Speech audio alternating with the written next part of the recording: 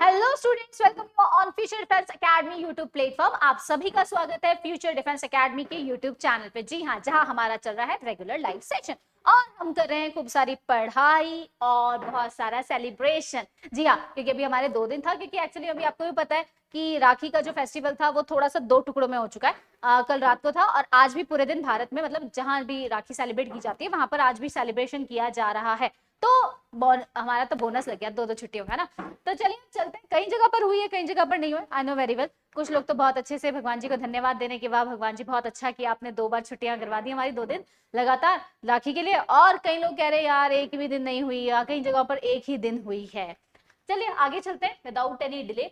आज का जो हमारा टॉपिक है वो है all time great musician of India. जी हाँ, आज हम पहले हमने बात की थी ग्रेट म्यूजिक की, फिर हम आए थे हमारे माउंटेन्स पे, अब हम आ गए हैं हमारे संगीत पे। जी हाँ, ग्रेट म्यूजिशियंस जो भारत के हैं, जिन्होंने भारत का नाम पूरे वर्ल्ड में फेमस करवाया और जिन्हें उनके जाने के बाद भी आज भारत के नाम पर पहचाना जाता है कि भारत को जो असली म्यूजिक के वर्ल्ड में जिन्होंने पहचान दिलाई वो यही प्रोमिनेंट लोग हैं। और उनमें से कुछ तो दुनिया से रुखसती ले चुके हैं और कुछ जो हैं वो अभी भी मौजूद हैं, जो उसी क्या कह सकते हैं ट्रेंड को चलाए हुए, और अभी तक हमारे इंडिया का नाम म्यूजिक वर्ल्ड में धमाकेदार मच रहा है। तो चलिए विदाउट एनी डिले आज हम लोग यहाँ पर ज्यादा टाइम नहीं लेंगे, क्योंकि हमें जल्दी से छोटे छोटे पॉइंट्स में कवर करना है हमारे टॉपिक को। तो सबसे पहले जो हम ले रहे हैं वो है बिस्मिल्लाह खान। ये नाम आपने बहुत अच्छे से सुना होगा, जिन्होंने एक इंस्ट्रूमेंट के सहारे पूरे वर्ल्ड में क्या कर दिया था, इंडिया का नाम रोशन कर दिया था। और वो म्यूजिकल इंस्ट्रूमेंट था शहनाई। जी हाँ, शहनाई जो थी उसकी अपनी एक हिस्टोरिकल लाइफ है, उसका भी एक अपना इतिहास अच्छे से है, हिस्ट्री है। अगर आप उसके बारे में पढ़ना चाहते हैं तो वैसे बेसिकली जो छोटे बच्चे हैं, एनसीईआरटी की बुक्स जो हैं उनके क्लास 9th में चैप्टर नंबर 2 है म्यूजिक ऑफ इंडिया वाला। उसमें फर्स्ट एवलिन का है और दूसरा जो है बिस्मिल्लाह खान का है। आप उसमें पढ़ सकते हैं कि शहनाई का कैसे ओरिजिनेशन हुआ था। बाकी हम बात करेंगे बिस्मिल्लाह खान जी को, जिन्होंने इस शहनाई को और इस शहनाई के जरिए इंडिया के नाम को पूरे वर्ल्ड में फेमस किया। देखिए, बिस्मिल्लाह खान इनका वैसे नाम हुआ था, कमरुद्दीन खान नाम था। बॉर्न जब हुए थे 21 मार्च 1916 को इनका बर्थ हुआ था और डेथ हुई है 21 अगस्त 2006, यानी अब हमारे बीच में नहीं है। Often refer to by the title उस्ताद, इनको एक टाइटल से हमेशा नवाजा गया और वो था उस्ताद। जो भी मिलता था, उस्ताद कैसे हैं आप। वॉज एन इंडियन म्यूजिशियन, ये इंडियन म्यूजिशियन थे, and credited with the popularizing the shehnai. और जिस इंस्ट्रूमेंट के लिए इनको फेमस होना वो था शहनाई। रीडेड वुड वाइन इंस्ट्रूमेंट, जो कि पहला पूरा लकड़ी का बना होता है और उसमें कुछ होल्स होते हैं, और जो बहुत अच्छी म्यूजिक, स्पेशली इंडिया में अगर मैं बात करूं तो शहनाई जो वो है स्पेशली मैरिजेस पर्पस में बहुत पायस समझा जाता है। जी हाँ, शादियों के अंदर, घरों के बाहर जहां म्यूजिक का शो वगैरह, तो उसमें शहनाई बजवाना बहुत ही ऑस्पिशियस माना जाता है। He played it with such expressive virtuosity that he became a leading Hindustani classical music artist. ये इतनी शानदार अपनी बजाते थे, मतलब शहनाई को, कि इतना ज्यादा उन्होंने कि उसको फेमस ही करवा दिया और खुद भी एक क्लासिकल म्यूजिक आर्टिस्ट के तौर पे वर्ल्ड में फेमस हुए। खान वॉज अ डिवोट मुस्लिम, ये डिवोट मुस्लिम थे, but perform at Hindu and Muslim ceremonies है, और लेकिन ये दोनों ही सेरेमनीज में बजाते थे शहनाई को। और सबसे बड़ी चीज आपको जो बताना चाहूँ वो है कि स्पेशली जो वहां का साउथ का मंदिर है, वहां पर कहते हैं सुबह की शुरुआत, जब तक बिस्मिल्लाह खान जी थे तब तक वहां सुबह की शुरुआत उस मंदिर की इनकी शहनाई से ही होती थी। जो द्वार खुलते थे, पट खुलते थे, जहां पूजा का स्टार्टिंग होती है early in the morning 5 o'clock का जो प्रेयर होता है, वो इनकी शहनाई के साथ शुरू किया जाता था। And was considered a symbol of religious harmony, और इसीलिए इनको हेरिटेज के नाम से, हेरिटेज ऑफ रिलीजियस इंडिया के नाम से भी बहुत ज्यादा फेमस किया गया था, कि ये वो एक पूरा जीता जागता एग्जाम्पल थे हिंदू मुस्लिम यूनिटी और उसका मिक्सचर का। और 15 अगस्त 1947 को कहा जाता है जब नेशन में आजाद हुए थे, तो उस समय पहला उस्ताद बिस्मिल्लाह खान का ही था, जिन्होंने वेलकम किया था शहनाई के जरिए रेड फोर्ट पर हमारी इंडिपेंडेंस डे के सेलिब्रेशन को। एंड रेड फोर्ट के प्रीमाइसेस में ही प्लेड द राग काफी ऑन दिस, और उस दिन उन्होंने जिस राग को छेड़ा था, जिस राग को बजाया था, वो राग था राग काफी।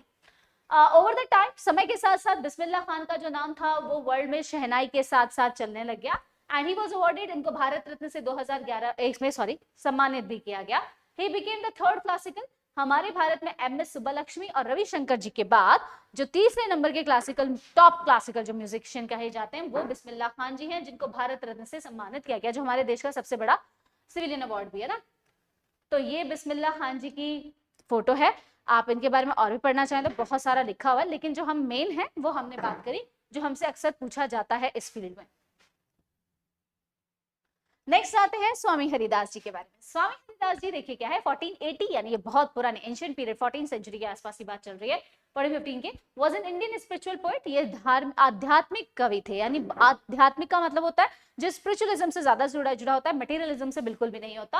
एंड क्लासिकल म्यूजिशियन थे, credited with a large body of devotional composition, और इनके नाम पर ना जाने कितनी अनगिनत कंपोजिशंस लिखी हुई हैं, स्पेशली द ध्रुपद स्टाइल, जो ध्रुपद हमने बात की थी स्टाइल होती है, उसके अंदर यहाँ पर उन्होंने लिखा था। He is also the founder of Haridasi school of mysticism. और मिस्टिज्म यानी मिस्टिक के जो लोग होते हैं, जो नेचर प्लस में डिवोशनल जो टाइप के होते हैं, उनसे रिलेटेड इन्होंने एक स्कूल भी खोला था, स्टिल फाउंड टुडे, जो आपको नॉर्थ इंडिया में आज भी मिल जाएगा।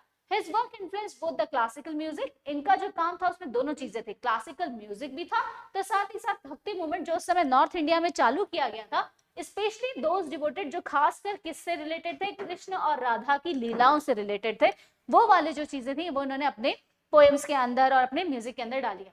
Hit Harivansh Mahaprabhu, Hariram Vyas, Rupa Goswami, Vidyapati Mahaprabhu, Vallabhacharya, Vithalnath and Hussain ji were his contemp, उनके समय के ये इनके साथ के कंटेम्पररी क्या थे, पोएट्स थे।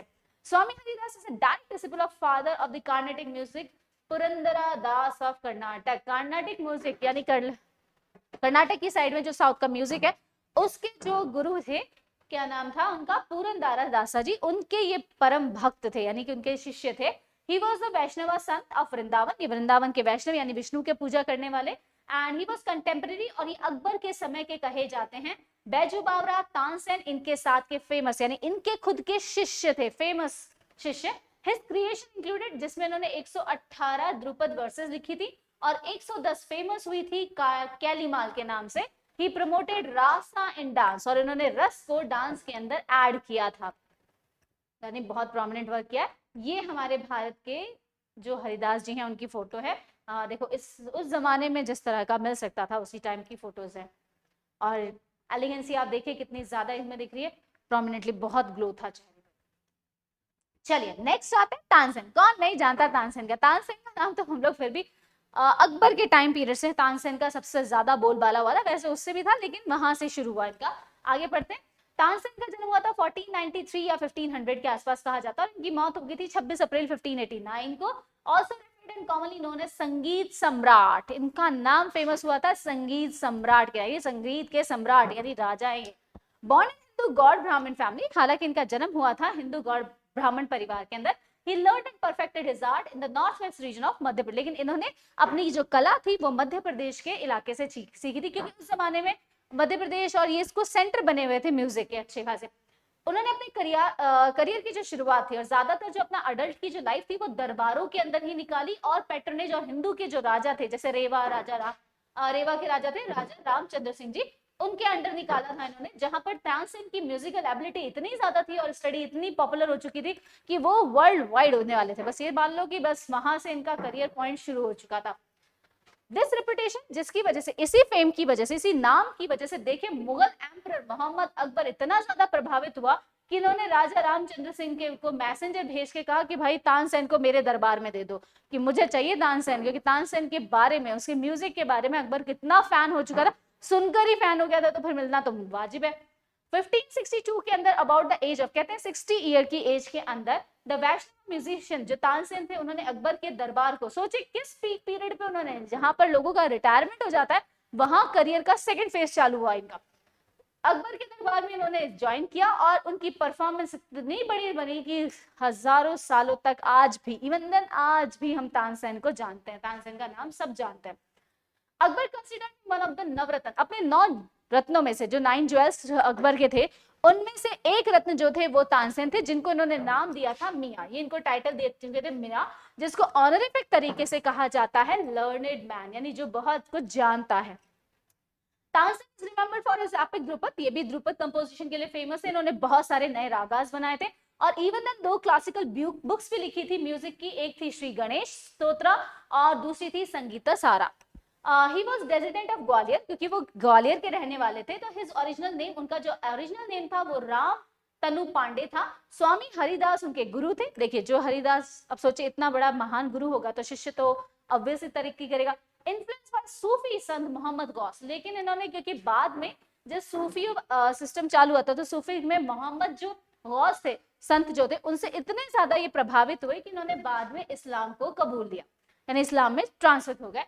ही popularized dhrupad and one of the 9 jewels of Akbar, और उसके बाद इन्हें फेमस भी हुए, पॉपुलर हुए ध्रुपद इसकी वजह से नहीं, लेकिन ये ध्रुपद इनका जो कंपोजिशन था उसकी वजह से फेमस हुए। एंड 9 ज्वेल्स के तौर पर अकबर के हमने पढ़ा, ये जानते थे। He was conferred the title of Tansen, और तानसेन जो नाम था वो उनको किसने दिया था? मान सिंह तोमर ने, जो कि ग्वालियर के राजा थे उस समय। तो उन्होंने इनको ये क्या दिया था? टाइटल दिया था। कौन सा? तानसेन। मियाँ किसने दिया था? अकबर ने, और तानसेन दिया था राजा मानसिंह तोमर ने। अगर आपको मानसिंह क्या थोड़ा सा याद हो तो ये इनके ही क्या थे? अकबर जी के रत्नों में से थे। ठीक है, अब हम बात करते हैं, ये है तानसेन की। वैसे कोई क्लियर पिक्चर नहीं, कोई बहुत पुरानी पिक्चर्स हैं इनकी, क्लियर पोर्ट्रेट मिला नहीं, तो जो हमें मिला है हमने एक अवेलेबल किया आपके लिए। अब आ जाते हैं आज का हमारे लास्ट टॉपिक पर, बेगम अख्तर। बेगम अख्तर का नाम भी बहुत वाइड स्प्रेड हुआ था। चलिए देखते हैं। देखिए उस जमाने में क्या था, वुमेन को इतना ज्यादा, आप भी जानते हैं इंडियन कल्चर के अंदर हम लोग ये अच्छे से जानते हैं, इंडियन क्या वेस्टर्न क्या सभी जगह पर पहले वुमेन की जो कंडीशन थी वो अच्छी नहीं थी।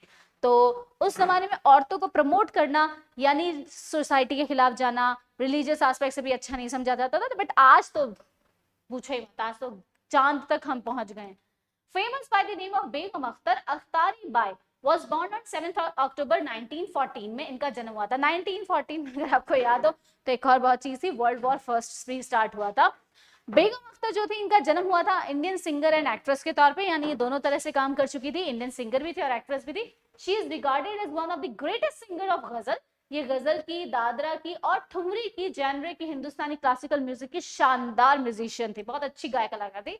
शी इज ऑल्सो मलिकाए गजल, इनको एक टाइटल और दिया गया था, मलिकाए गजल, यानी गजलों की मलिका बनाने वाली। शी डाइड ऑन 30 अक्टूबर, 30 अक्टूबर को 1979 को उनका डेथ भी हो गई। शी वाज कन्फर्ड द संगीत नाटक अकेडमी, इन्होंने नाटक अकेडमी बनाई थी, अवार्ड से इनको सम्मानित किया गया था 1972 में, और बाद में पद्म विभूषण दिया गया 1975 के अंदर। ज्यादा इनके बारे में नहीं है, जो मेन था वो आपकी बात कर लिए।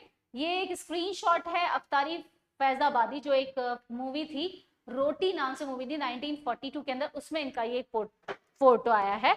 तो ये यहाँ पर इनका फेमस जो नाम है। सो स्टूडेंट्स, आज की जो हमारी क्लास थी यहीं तक थी। इसके आगे और भी हैं, यहाँ पर खत्म नहीं हुए इंडियन म्यूजिशियन, हम आगे और पढ़ेंगे, लेकिन कल लेंगे इसका पार्ट 2।